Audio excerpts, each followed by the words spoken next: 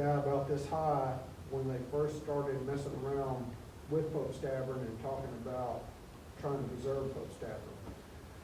And so in my fourth grade history class, about two years after that, 1974, was the first time that I ever went to Pope's Tavern. And I think it had been opened about, I don't know, within a year. I don't think it had been open very long at all. And it just had a minor renovation with a larger renovation planned. I think it was going back to 1974. I believe that's what the status was. Anyway, welcome. And I'm going to enjoy it.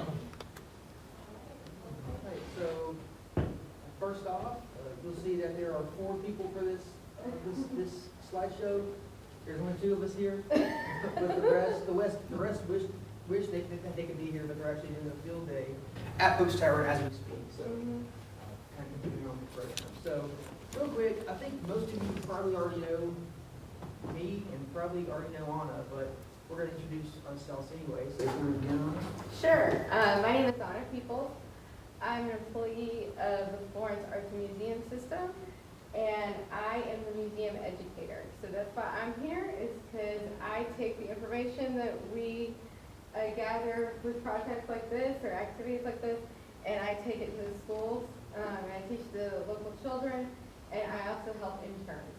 So it's nice to meet y'all. I'm familiar with Lee, and we do work with him all the time with the schools and such, so I'm glad to be here today. And I'm Clayton Davis. I am the historic preservationist for the Muscle Shoals National Heritage Area. We are a National Park Service program that's headquartered at UNA. And part of my job is to collaborate with historical projects, including archaeological projects. I have a background in archaeology, and I'm currently serving as a historian. And so part of our mission is to do these sorts of collaborative partnerships with especially the city of Florence. And so that's kind of why I'm here and why I'm involved as well. So, without further ado, let's go ahead and get started. The way this is going to work, Anna's going to kind of start off with some basic context on the museum itself, on Pope's Tavern, its history, where it came from, some of the questions we have, and sort of how we got to the idea of doing a public archaeology program in the first place. And then from there, we'll jump back and forth with some more context on some of the actual archaeology going on and the educational side of things. So, go ahead and hand it off to Anna. So that's how I ended up in this project, is because I'm a former elementary ed teacher, and when I got hired on with Florence Arts and Museums, they said, how do we reach out into the community? So that's how I ended up here. I didn't mention that earlier, so I kind of threw that back in. But let's talk about Pope's Tavern. So y'all are familiar with it. Is everybody from Florence here? Cool. Okay. Awesome. So I have a little bit of a timeline here.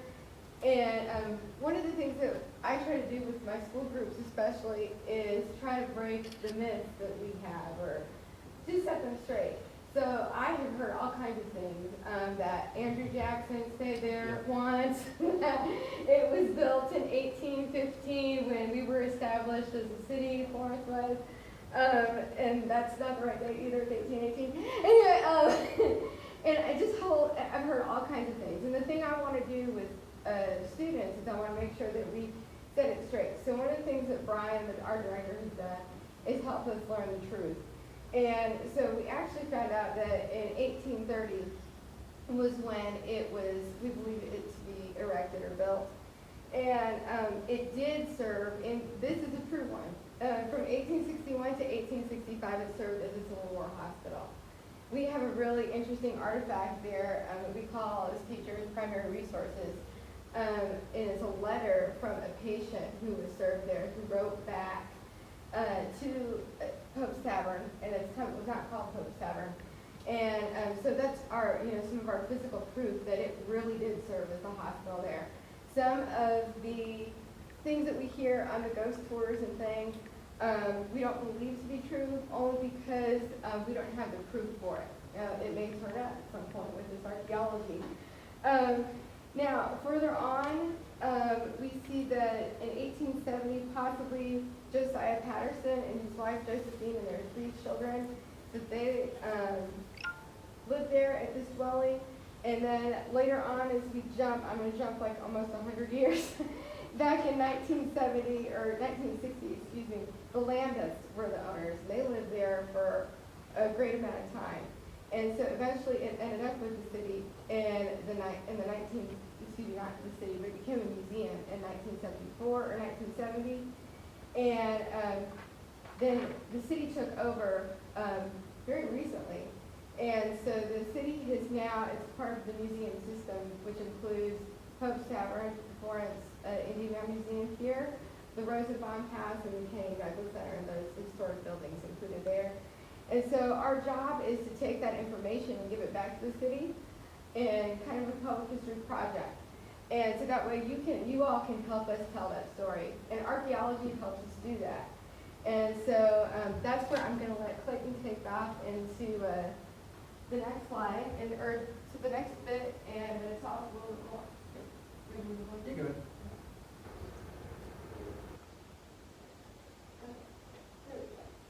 Is that the right one? Yeah, it's fine. Okay. So, the beginning of the program itself. So it all goes back to staff members at the museum who very often would find artifacts just in the front door, the lawn. Ceramic, nails, glass, really anything you can think of that's historic in nature is it's all around the area. So we started to think about what does that mean for the history of the site? And so what can we do with that to make that more meaningful than just something on the ground? How is that used to actually tell a story about the site and to help reinforce the evidence that we have or we don't have? So that's when we started to think about maybe there's something to do with an archaeology program, a public archaeology program. Maybe there's a way to incorporate this into the museum's interpretation, right, in a more direct way. So go ahead to the next one, please. Okay. And then, kind of going off of that, we wanted to do something real, right, a real excavation. So we had the OAR, the Office of Archaeological Research, from Tuscaloosa, Montpelier, to do a test excavation. To kind of see, is there something going on here? If there is there more to be done?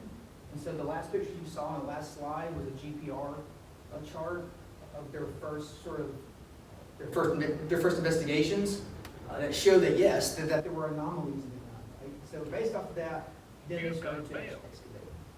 And which this pit here, this test unit, is an example of their excavation.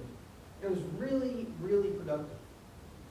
And so, obviously, when you have a productive unit, we wanted to continue to keep going with it, see what else is there. So next slide. So this is where we sort of started to incorporate the educational side of things. As we're talking about starting the whole program, as OAR has finished their excavation, as we're kind of discussing the next steps, we have the Junior Archaeology Day, which happened, the first one happened in 2022. So Fauna, you want to jump into that? Sure. So what we did is we opened it up to the community, not just to schools, but to other families in the neighborhood. And we even spread the word out into Huntsville and across the state. We invited our partners at Mountville. They have a wonderful museum education program. And we had their museum educator and their interns and some of the other members of their team come out and help us teach kids all about the process of archaeology. And so, again, kind of dispelling the myths about archaeology that is kind of like what you see on TV, like Indiana Jones. We taught them that it was actually a scientific method. And they actually got to come out and for our first one, we did these little archaeology boxes where they got to come out and kind of shake it and look through it, and they got to document what they found and got to go through each step. They had a washing station, and then also we had our partners like TVA Archaeology and cultural preservationist Katie.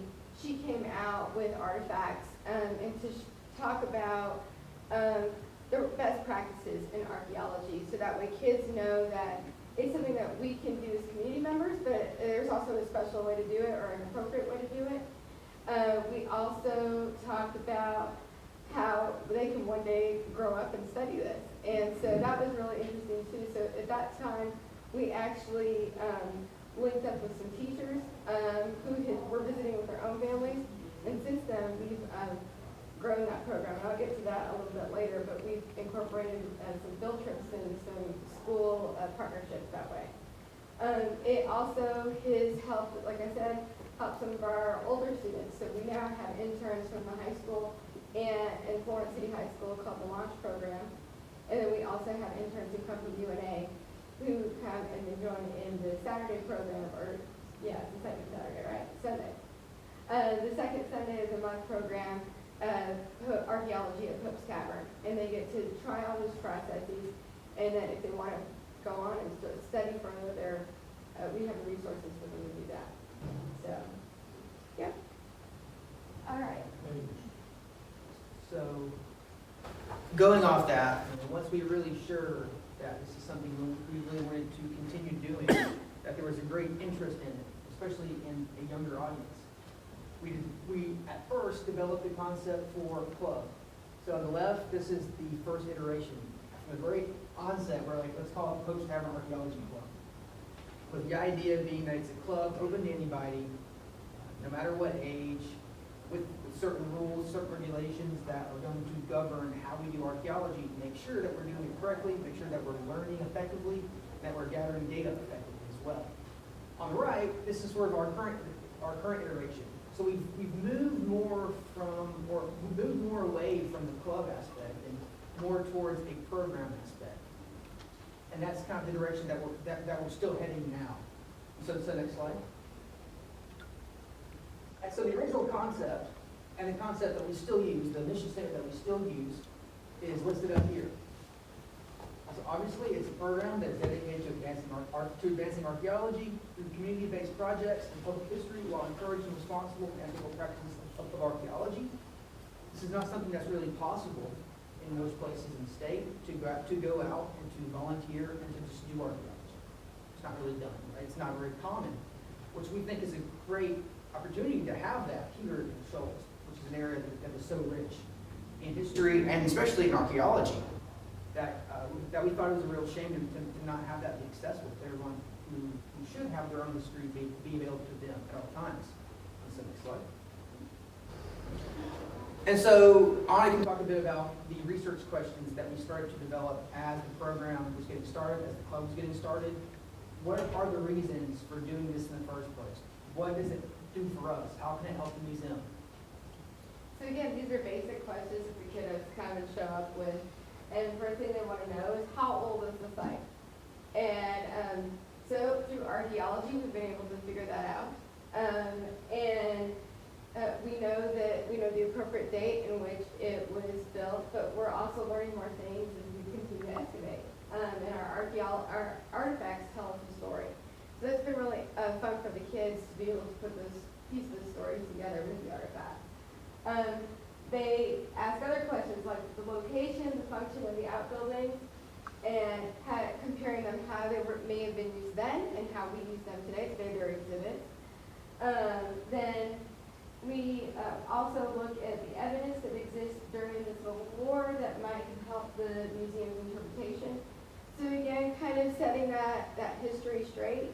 And what I love about it as a former classroom teacher is that it connects what they're reading. It makes it tangible. So it takes that textbook information and turns it into real life, and then letting them know that they either live it, because we have a lot of people who come and visit too, so they either live close to or they live in a community where something really historic and important happened. So that really keeps kids' minds open and ready to come back, and hopefully we'll keep them for college. So, all right, you ready to go? Yep, go ahead. Okay. So the way that we help answer those questions, in a way, is the field days. So obviously, a big part of archaeology is actually doing archaeology. I'm going to get in there and going to excavate. So we have one day a month now that we have our volunteers come out, and they can help us excavate either a test unit or, and I'll talk about this more later, but the historic cistern feature that we recently uncovered. And so this teaches them all the methodology that you need to know to do archaeology. I mean, how do you hold travel? How do you handle travel? How do you analyze soil layers? How do you analyze artifacts on a basic level? How do you clean and uncover a feature at a basic level? How do you measure your corners? All that stuff, all of it. And so this is really a way for them to get a sense of what it's like to do field work, What does it feel like? How do you work on a crew effectively? How do you gather data effectively? What's the role of paperwork and documentation? How do you do that effectively, again? And then it's also just kind of fun. I think it's fun. I think we all think it's kind of enjoyable. It's very much an enjoyable experience for volunteers to come do it, even outside of the scientific level, right? So that's sort of the way that field days work now. And we've sort of changed the formula a little bit as we're going forward, and I'll get to that later on, but this is the basic concept. So, next slide. Okay. There you go. It's all you. It's on me. So, we've also, this is also what is the Archaeology at Pope's Tavern has also led us to these other activities that we're doing with the community, not just the schools. And we have workshops. We've had visiting teachers come and share their talents with us that all relate to that historic time period that Pope's Tavern was established. And so, for example, this one was a really fun one. We had a blacksmith come and teach us about how some of these artifacts that we're discovering may have been created, and the historic background of that. We had another archaeologist, actually, who just, he's teaching even now. He came and taught us about ancient tattooing, and that was a really great one, and it was so cool to see the way that the community of all ages, not just kids, but up into grown adults, could experience that type of activity. And then we had, this was our first one actually, this was a fossil workshop. And so again, kind of opening the community's eyes and letting them know that archaeology isn't just this really linear practice, that it's pretty broad and there's lots of secondary practices that go with it. Some that can turn into hobbies, some that can turn into careers, and then also in the process, teaching best practices again. And so that's about all. Oh, the other thing, sorry, one more thing. One of the things we started incorporating too, we've got one next weekend, is we have an herbalist who we've had doing workshops. So she's teaching us about the plant life that's been here for 200 years or longer. And she's teaching us about how the first peoples, the first settlers, may have used the plants, how they may have used it for medicines, and that focuses on one of our exhibits that we have, the hospital room. And so, again, kind of connecting not only the buildings, but the land and the whole entire aspect of the historic location. So, that's helped us too. And so, going off that, it's not just about the actual digging itself, but about the collection. So what do you do with the artifacts once you have them from the ground in a bag? Like, where do they go? Well, it's kind of unique because since it's a museum, we can keep all the artifacts on site. Typically, when you have your artifacts excavated, they're going to go off to a lab somewhere else, and they're going to stay there for a while, maybe forever, maybe for a short time, a long time, who knows. Here, we make sure that the collections are maintained on site, and they're also always open to anyone from the public. So this QR code, I'm not sure if it works, but you can find the entire collection spreadsheet online on the Florence City website, I believe. Yes. And it's always available to look at when it's updated, to see what's happening in the collections area, to see what is being uncovered and where, and what it's like. So what is the density of artifacts? It kind of helps you track along the progress with how we're doing. And so it's not just us digging and not telling anyone what's going on. We want people to understand what the collections area looks like, what collection management is like in the first place, what is being uncovered and when. Really just get a general idea for what the whole body of historic artifacts is like and what is being found. And then jumping into that, kind of building off workshops as well, and field trips, and still including all the educational opportunities. We have the more outreach that I'm going to get into. So we sent out educational packets to our school systems, and that was actually, we have one that was written by a contractor for the heritage area, and another one that was written by one of our graduates who actually helped develop this program, Daniel. And so we send those out to the teachers, and they look at their state standards and figure out where they can put it in their classroom, and figure out maybe when a good time is to visit. through that, we had another teacher contact us who was interested or involved with Alabama Historical Institutes. AHI is what we call it, and AHI has been wonderful because they create a professional development program for teachers. And so now the teachers are getting a different way to teach history and science through archaeology. So last year we had AHI teachers come out and actually experience the archaeological process, much like what we did with Archaeology Day and Archaeology Camp. So we allowed them to excavate, we allowed them to wash, we allowed them to collect and evaluate, and just really get to experience that. And a lot of them came back for field trips, a lot of them contact us for lesson plans as well. And so me being a certified teacher, I can help them with that. And another thing we do, again, internships, I said that earlier. So we have 2 students, right now, one from UNA and she's a public history major, and then we have another one who's a high school student. She works with the launch program, and the launch program, again, gets these kids ready to go to college or to go further and go into the workforce. So she's getting firsthand experience on how to excavate, and also museum studies as well. She's learning how once the artifacts come back from the collections, how we would collect them, how we document them, how we share that information with the community, much like the QR code he was talking about earlier. And I'll get that for y'all before you leave today. Is that it? Okay. And then we've got field trips. Okay, that's me too. So the field trips, I think I pretty much touched on it. But what we do first, let me just kind of take you through an imaginary field trip, is they come and they tour the site. So we take them to the house, we take them to the cotton and slavery exhibit, and then they come and the first thing they see before we even get to the building is they see the excavation site. So they want to see the test unit. They want to see, now we have the cistern kind of blocked off.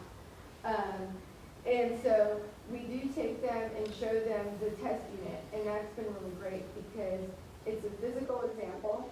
And I was surprised, I was a little nervous because I taught for a very long time, and I thought, oh, these kids are gonna wanna get in here and dig, because they haven't been to our camp, they haven't had the extra training that the kids did over the summer. But no, they know how serious it is, and because their teachers have the educator packets from earlier in the year, they've already been prepped for it. And so they come and they sit around the pit, and sometimes Clayton's able to pop in for us. And sometimes Brian Murphy will help us with it. I do the best that I can, but again, I'm a certified elementary teacher and public history graduate student, so my training is a little bit different. I'm still in progress. But so sometimes I have to have these guys help me out. But it really teaches them that, again, this walks hand in hand with what they learn in school. And I love that Florence City Schools, they're so involved with their STEAM program, their science, technology, engineering, art, and math program, that they're collaborating with us to bring their classes out here, send their interns to us, and also let us come and visit. We actually did some presentations last year at the middle school with an archaeology bag, where we got to see what each piece was, and actually got to go through the documentation process of the collections and taking notes and observing, so using that scientific method. And going forward, I mentioned earlier about how we're sort of changing the way that field days work. And so we're kind of moving away from, and earlier, actually I'm gonna grab this real quick. Okay, go for it. We mentioned that the kids don't kind of get in there. Well, they do sometimes, as you can see. Kind of get into single areas and like to go crazy on that, but that's okay. We just try to mitigate the harm as much as possible, make sure that things are fixable, right? So this is thankfully fixable when we get lower down, but we do keep a close eye on them, and we want it to be open, but we also want to make sure that we're not digging straight down and digging into it well. So going forward, we want to have field days be less where people feel like that they're free labor and they're just brought in to work and leave, and more that they're a part of the program and that they're actually learning something actively, and they're not just showing up as a body. And so part of that is to create a hybrid type field day where the first half is a workshop or a lecture or presentation, And then for a short period at the end of that, you have an excavation. So that's going on at both the test units and the cistern. So this is a new discovery at the site. It is one of the historic cisterns that we do have documentation for, but before now we didn't know where it was. So an advertisement in the newspaper listed, I believe, 2 cisterns on site. And the 1860, Right. Mhm. where Cookin had it for sale. Right. Yep. And so it listed 2 cisterns, but we weren't quite sure where those were at. We know where this one is now, obviously. It's right near the sidewalk. Near the back kitchen area part of the house. And this is going to be a big part of what the program is doing going forward as well. Getting to that cistern, we've already gone pretty far in excavating a quadrant to uncover those layers, which we have really beautiful soil layers now of that. It's extremely clear, so that's a good sign. But this is a big thing. We want to eventually excavate most of it, if it's possible, and kind of go on a 4 square type pattern. I believe Brian and Daniel and the volunteers are working on a cistern today as we speak. And this has been really productive, really predominant, and extremely high quality of artifacts from a wide range of time. So it's really interesting. And I'll get kind of more into that when we get to the next slide, or the next few slides, when we talk about the results. And so if we have these new types of field days, and we have a sort of hybrid method of doing it, obviously we want to make sure that we're carrying on that change in all aspects. And so first of all, we went back at the end of 2023, and we talked amongst ourselves and said, what did we find out this year that could help us moving forward? What was it all worth, right? Is it worthwhile, what we're doing? And we did, I think, answer a lot of questions. First of all, we found the cistern, one of them. Who was that? Second of all, our test units, test unit 3 and test unit 4, have been also extremely productive. So we've got tons of features. This here is, maybe you can't tell, it's a collapsed brick platform feature. This was in test unit 3. I believe this was about level 3. So I don't remember how far that was down. About 45 to 50 centimeters down. And so that was in test unit 3. In test unit 4, you cannot see it in the previous picture, but we have a burned timber feature that we also uncovered closer to the surface. And so we've... Take it back. Yeah, go ahead. It's probably not uncovered here, but if you could see it, it would be in this corner over here, where we found a burned timber feature that we have yet to kind of mess around with, but we would like to also get back to that as soon as possible. But that tells us a lot more than we knew before, right? So it tells us that at some point we have burning activity, we've got evidence of far more architectural structures than we thought before, right? There's basically nothing left except for the house today. So to have that architectural domestic material tells us a lot. Yeah, that 1860 advertisement says there were 3 or 4 buildings on that Exactly. complex. And So we you know- guys are finding evidence of that. Exactly. And so we know for a fact that there were buildings, that there were outbuildings. Mhm. But the location, we don't know. Well, maybe this is a location of part of one structure, part of something. So that's an extremely important tidbit to have that we have never had before. So going forward, next slide. Okay, so we're kind of summarize things. So we've already talked about kind of how this has helped us kind of data-wise. One thing I want to kind of throw in here is we've started to develop also a field documentation guide for volunteers that sort of gives them a rundown of what do you fill out at every step of the way, and how do you do it properly.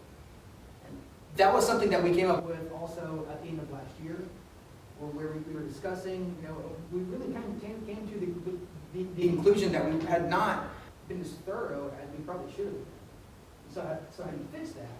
Well, we came up with this guide where we were going to make sure that we were always doing the correct forms, the correct paperwork, that we're filling things out, that we all know, all of us who are at the site, know at every step of the way who did what, when did they do it, what came from.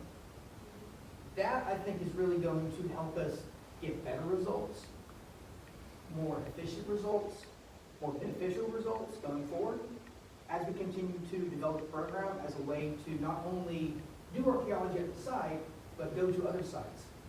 So that's one last part of our future plan, is to eventually develop this program as not just solely archaeology based, but something that is cross disciplines, so history, geology, paleontology, natural history, biology, conservation, ecology.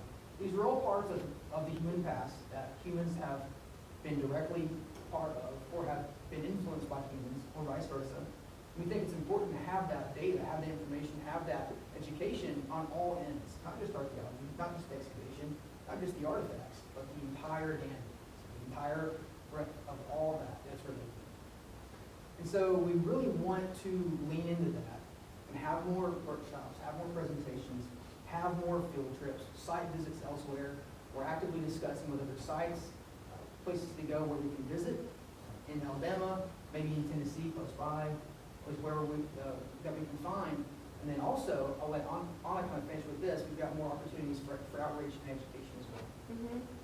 So, like I said, Moundville has an excellent education program. So we have kind of a semi-permanent partnership with them right now for the archaeology camp. So we work side by side with their archaeologists and with their museum educator, Marcia. And so they're collaborating with us, putting that together. The other thing that I wanted to throw out, which is kind of related to what you said earlier, is the community. So one of the things that he mentioned was teaching the processes.